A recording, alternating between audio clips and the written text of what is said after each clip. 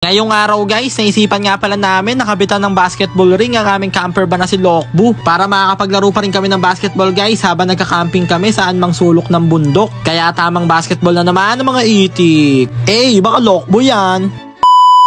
What's up sa inyo mga itik? Ngayong araw guys, nandito nga pala kami ngayon sa SM Palapala para bumili ng bagong bola. Yung dati kasi namin bola guys, 10 dribble pa lang lumalambot na. Kaya kailangan na namin ng bago. Ang hirap din kasi maglaro ng basketball guys kapag mayat maya kailangan bombahan yung bola. At ayan na nga guys, bibili na nga rin pala kami ngayon ng bagong ring na ikakabit namin kay Lokbu. At syempre dahil mapapadalas na nga pala ngayon yung paglalaro namin ng basketball ay ayan, bumili na nga rin pala si Baron tsaka si Kuya ng supporter para sa tuhod. At ayan nga guys, naisipan nga pala namin na lagyan na rin pala namin ng dark si Lokbu para marami kaming pagkakalibangan. And after that, all goods na guys. Kaya uuwi na kami ngayon. Grabe si Barong guys, dala-dala pa yung ring parang MVP. Alam nyo ba guys na naging critical 5 din pala yung dati si Baron nung nakaraan liga.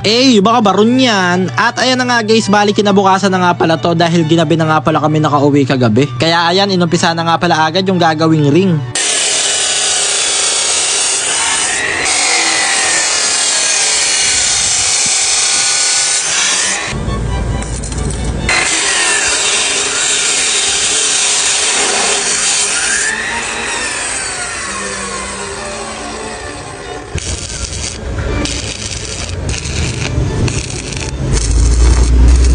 Kinakailangan nga pala na dapat pantay na pantay yung pagkakalapat dito ng ring. Kaya ayan, sinukat nga pala yan ni Kuya gamit ang aming vintage na metro. At ang sukat niya nga ay 2x1 ang kalawang. Kaya saktong sakto lang yan guys.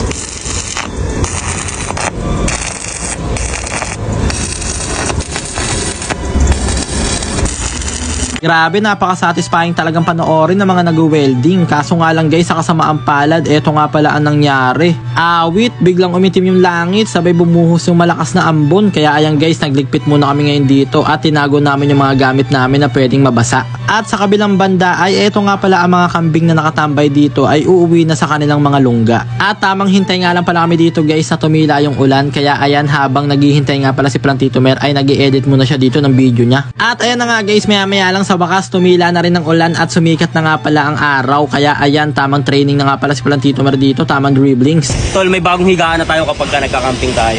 Ang kinaganda dito tol, itatakbo mo lang siya kasi kailangan lang ng hangin sa loob nito tol. Parang punda lang yan tol Parang punta lang yan tol, pero tingnan mo yung loob niya. Plastic siya diba? Kasi kailangan dyan may hangin sa loob. Tapos, angat mo lang tol, tatakbo lang natin yan. Tapos harap, kasi ikot mo. Ay, ulit. Kulang pa eh.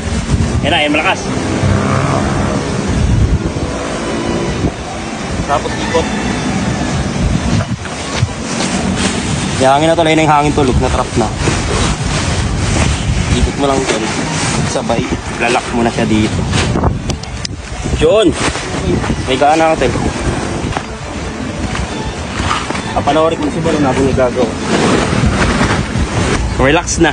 Komportable yan Malambot yan tol. At ayan na nga guys, maya lang dahil hapon na nga pala ngayon at merienda time na. Kaya ayan guys, tamang kape na nga pala muna kami ngayon dito sa Gedli. Grabe na pagtanto namin guys na pwede pala maging coffee shop tong si Lokbu. Kaya pinag-iisipan namin ngayon guys kung ano nga bang magandang itinda dito kay Lokbu habang nag-long ride kami sa mga malalapit na lugar.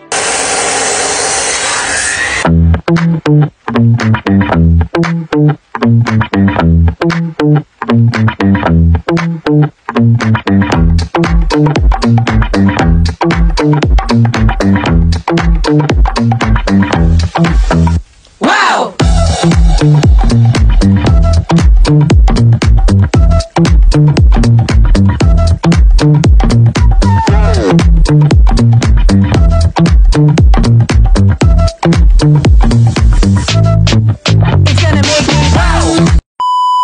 At ayun na nga guys, makalipas ang ilang oras, sa wakas natapos na rin gawin ngayon ng basketball ring ni Lokbu. Grabe, may sarili ng court si Lokbu guys. Kaya simula from now on guys, napakarami na namin paglilibangan dito kay Lokbu. At the same time guys, ay makakapag-exercise na rin kami kahit nagka-camping kami or nag-long ride sa mga malalapit na lugar. Tsaka halos lahat kami dito guys ay mahilig talaga maglaro ng basketball. Kaya talagang mag-e-enjoy kami dito sa nilagay naming ring kay Lokbu. Kaya yan guys, magdadalawahan muna kami. Eto na, Mark J. Valdez Valdez pass the ball to Plancitomer. Plancitomer taking the ball and the passing in the Marky Valdez in the 3 points, but no good. Plancitomer again and again in the perimeter, but no good. Jan Valdez dribbling the ball, but he got the ankle injury. Marky Valdez with a yellow layup, easy 2 points. Ronald Arcilla with a basic junk shot, easy 2 points. Marky Valdez pass to Plancitomer, but Ronald Arcilla steal it. Ronald Arcilla going to dunk it, Jonathan, but no good. Plancitomer with a crazy junk shot, no good. Ronald Arcilla with a short distance shot, easy 2 points. Plancitomer again and again with the Plantitocompo shot, easy 2 points. Jan Valdez pass to Ronald Arcilla. Ronald Arcilla going jumping but isn't called it, but easy 2 points. Marky Valdez with a free layup, easy 2 points. From the black corner pass to the blue corner with a crazy layup but isn't no good, but WBCO. From the blue corner pass to the black corner with a crazy shot, easy 2 points. The score is last warning and Marky Valdez dribbling the ball. Spin move by Ikot and steal the ball by Ronald Arcilla. Pass to Jan Valdez. Jan Valdez with a by the way shot, easy 2 points. At ayun na nga guys, nanalo nga pala kami ni Baron Mataas Tumalon 20 baon. At nagtagumpay na naman nga pala kami ngayon na sayangin ng 6 minutes ng inyong buhay. Kaya hanggang dito na lang muna guys. Maraming salamat sa panonood. I love you all.